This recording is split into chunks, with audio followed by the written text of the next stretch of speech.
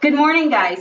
We are going to learn today about how to do another kind of journal entry. And we've done picture notes, we've done taking notes. I now want to teach you how you can use graphs, charts, grids, timelines in order to comprehend what it is that you guys are reading. So first, I'd like to make sure that you label and date your page. This is for people at home too.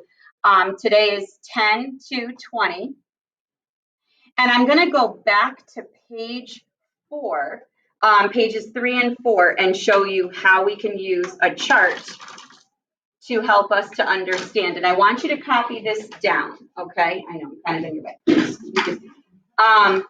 So, label your page Freak the Mighty. This is for people at home too. Label your page Rodman Philbrick, okay? And then earlier this week, a group of kids were struggling to figure out a paragraph that was talked about on page 4. So I'd like all of you to open up to page 3 and 4, because it goes on from one page to the next. They struggled with this paragraph, and it says, Grim, out in the kitchen one night after supper, whispering to Graham, had she noticed how much Maxwell was getting to look like him, which is the way he always talked about my father, who had married his dear departed daughter and produced Eek Eek Maxwell. Grim never says my father's name, just him, like his name is too scary to say. And I had asked, and I will post a picture online for everybody, whether you're here or not, of this chart. But let's see what this says here. I said to the class, what happened to Max's mom? And the entire class looked at me like, we don't know. She wasn't really talked about. And in this paragraph, we find out a bunch of stuff, and I want you to copy this down. So this is a family tree from pages 3 and 4, and everybody's going to do that because I want to show you how this works. Yep, copy down the exact same thing. Everybody in your journals, copy this down. Again, I will post it online for you too. So we have Graham and Grim. Graham and Grim have a child. The child in the paragraph is called the dear departed daughter.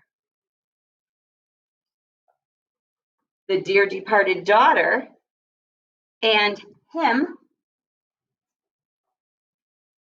have Max. What happened to Max's mom? Yes. She died. How do you know that? Dearly departed. And when we hear that phrase, where do you hear it? Have you guys ever heard dearly departed? No. Okay. You have once. It's used as part of a church service for a funeral, and we say dearly departed is one of the phrases. So dear departed daughter means Max's mom is dead. The sentence structures in this paragraph were really hard. The only way you could figure this out was by doing some sort of family tree. Does everybody have that down? Okay. Can you see it, Jacob? At home, I will post it online, but I want you to copy it, okay?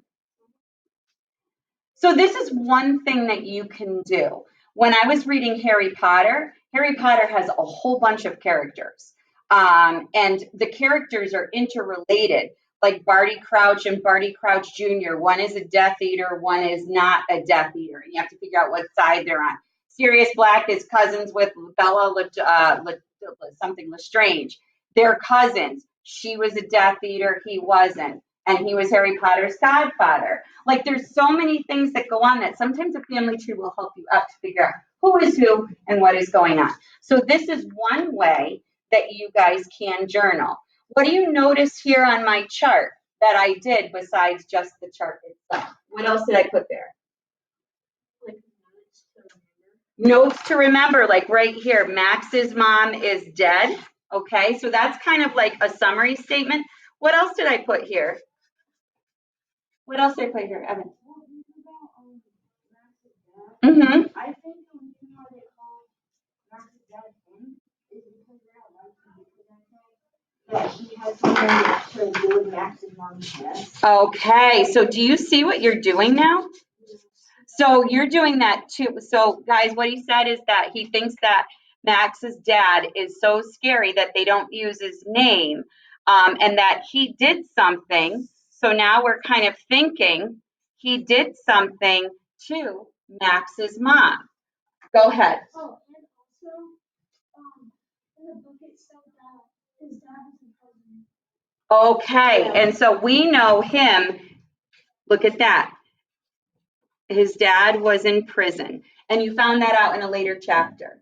The other thing that I do, if you could find that, Landon, that would be phenomenal, the page number. I have in every entry that I do, I have page numbers. So this is a requirement for your journals too. Where are you getting that text from?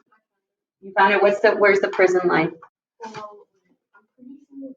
I know I saw it. Yeah. I wrote it in my journal. Okay. Well, just look at your journal. Oh yeah. Oh, that's good. Zach says he knows the page. He just has to find it. All right. So I want to show you another way that you can journal that I have done. I was reading the book Renegades, and there was something big that happened. I was reading basically a battle scene that lasted for 4 chapters. It was a huge battle. And I knew something big happened. Somebody switched roles from good guy to bad guy in the battle, and I couldn't figure it out. What I did was I did a timeline of all the events. You found the page? Page 26. Beautiful. Okay, so page 26. So notice I'm putting those page numbers down. So what I want to show you how this kind of journaling can really help. So today's task, and this is going to roll into Monday for everybody, whether you're here or at home. I want to do a read aloud of one chapter and then have you read the next chapter. We are now in chapters 6 and 7. And what I want to do is I want to do a timeline for the 2 chapters together to show you how you can better comprehend more deeply using those timelines. Yes, honey. Okay, we're still reading, sweetheart, and rereading is never bad. So what I'm going to do is I'm going to read out loud chapter 6, and then you are going to finish chapter 7 as part of your classwork/homework for this weekend. We're going to see how far we get because it's a shortened day, which is why this lesson is rolling into another day. All right, chapter 6, everybody, chapter 6, page 28, chapter 6, page 28.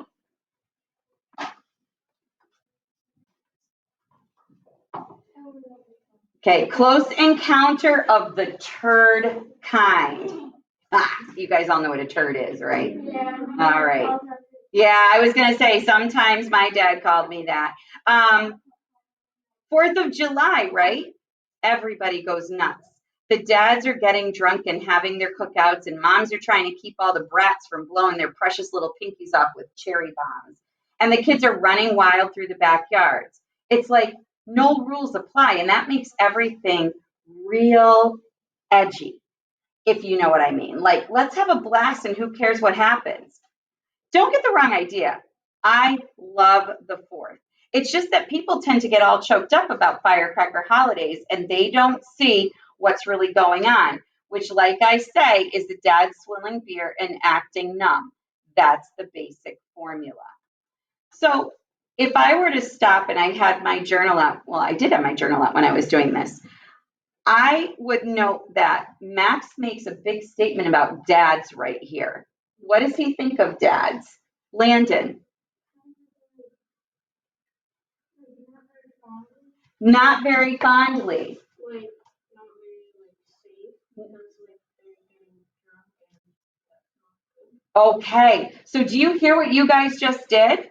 Right? That's good. That is thinking. It's not summarizing, that's thinking. So that Max doesn't have a great high respect for dads. Yes. Yeah. And what are those things in the text? And then I'll get to you, Rihanna.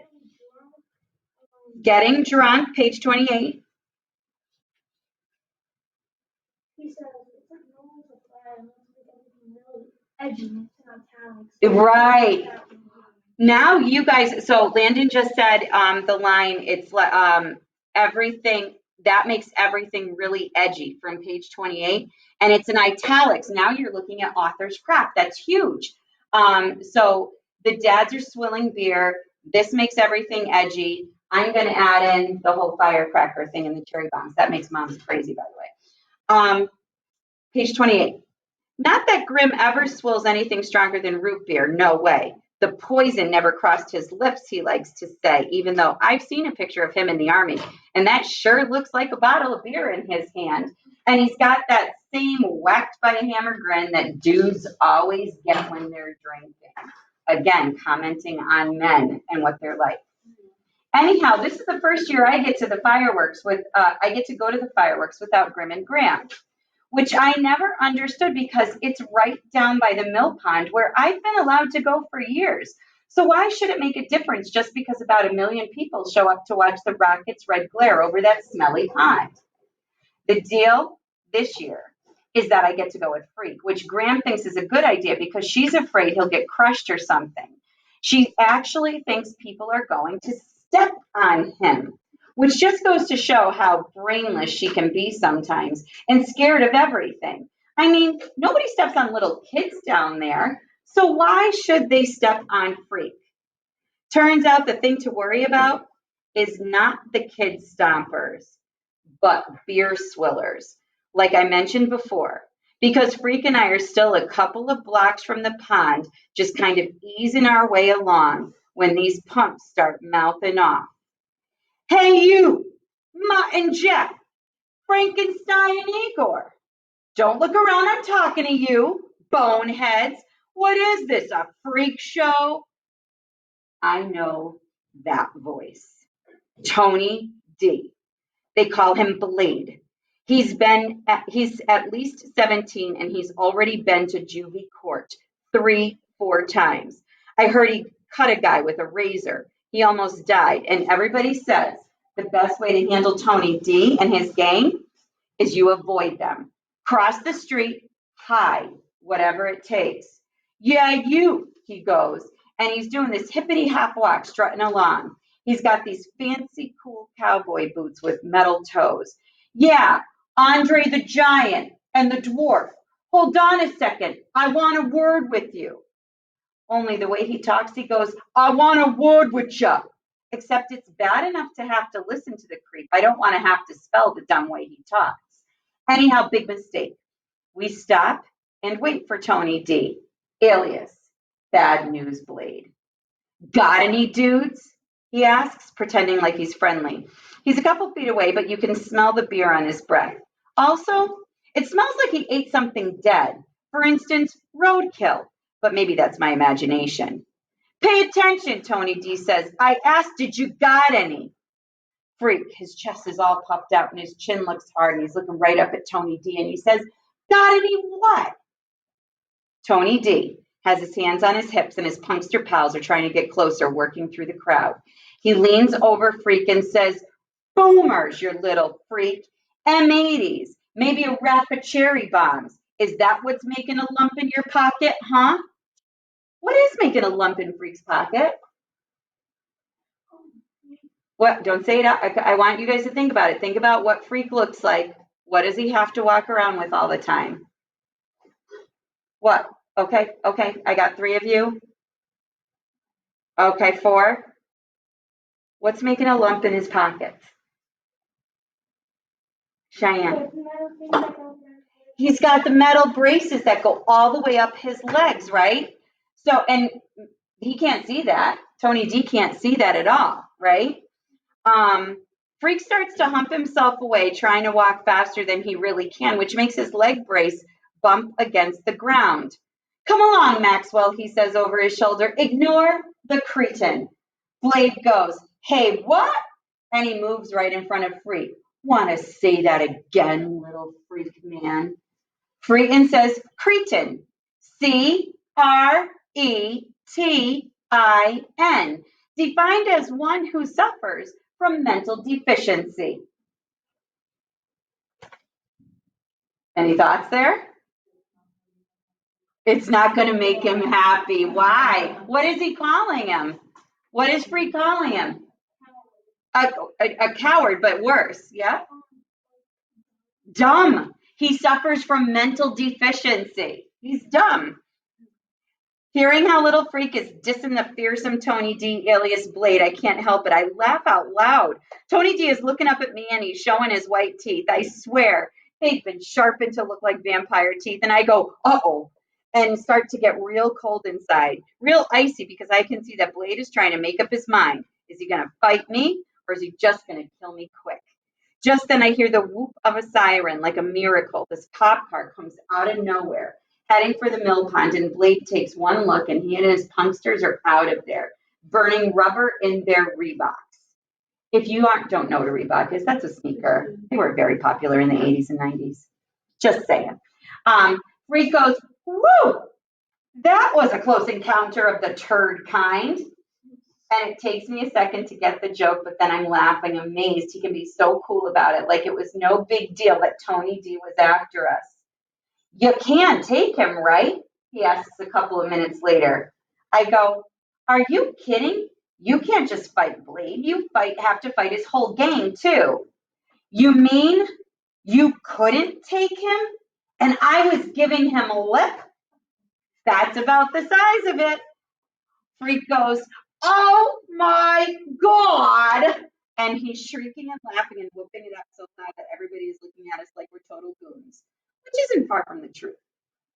Freak hasn't got his crutch tonight, just the leg brace, and he's laughing so hard he falls down. Not that he has far to go. Anyhow, I pick him up and I'm amazed at how light he is. Like, it's nothing for me to lift him. And maybe that's where I get the idea, because later, when we're down by the pond and the first of the rockets is streaking up, up, up, Freak is making a fuss because he can't see.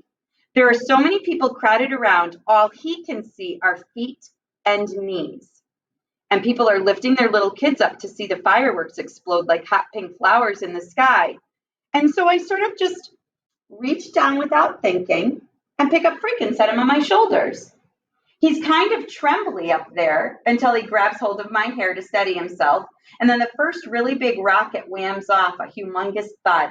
I can feel it in my stomach, and Freak is shouting, all right! And I know it's okay. He's not flipped out because I picked him up and put him on my shoulders like he's a little kid, instead of possibly the smartest human being in the whole world. Magnesium, he shouts as the white sparkles glitter down over the pond. Potassium chlorate, as the shells go whomp, whomp, whomp. And everybody goes, ooh, potassium nitrate, sulfur, aluminum.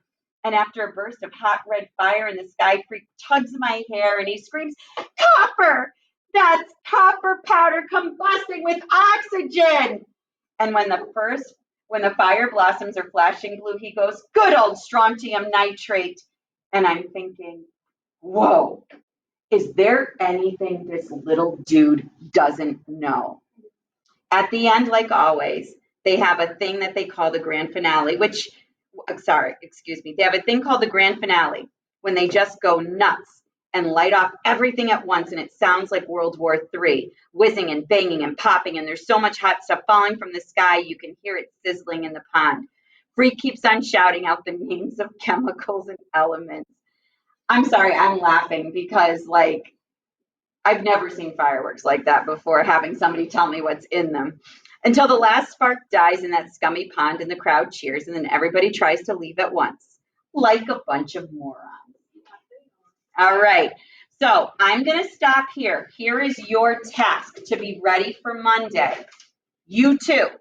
Ready? You guys are going to read chapter 7 on your own. Tony D arrives again. That's all I'm saying. Okay? We're going to do the timeline on both chapter 6 and 7 on Monday. You guys got it? All right, enjoy.